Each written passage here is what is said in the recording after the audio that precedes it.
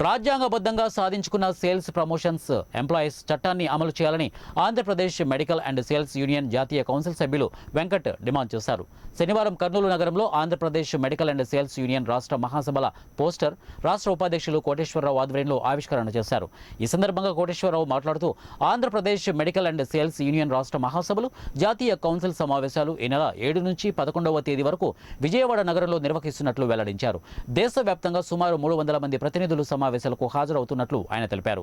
అనంతరం జాతీయ కౌన్సిల్ సభ్యులు వెంకట్ మాట్లాడుతూ మందుల ధరలపై జీఎస్టీ ఎత్తివేయాలని, నిత్యావసర అత్యవసర మందులను ప్రజలందరికీ అందుబాటులోకి తీసుకురావాలని, నాసిరకం మందులను కట్టడి చేయాలని తదితర డిమాండ్లతో కౌన్సిల్ సమావేశాలు చేపట్టినట్లు ఆయన తెలిపారు.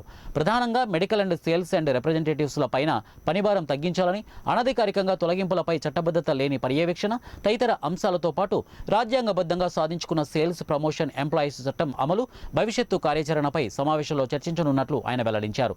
చర్చల అనంతరం భవిష్యత్తు కార్యాచరణ ప్రకటిస్తామని తెలిపారు. ప్రధానంగా రైట్ హెల్త్ ఫర్ ఆల్ అనే విధానంతో సమావేశం నిర్వహిస్తున్నట్లు ఆయన పేర్కొన్నారు. సమావేశంలో జిల్లా అధ్యక్షులు శివరంగ, కార్యదర్శి బసవరాజు, జిల్లా నాయకులు మారుతి, సురేంద్ర, ఖలీల్ తదితరులు ఈ కార్యక్రమంలో పాల్గొన్నారు.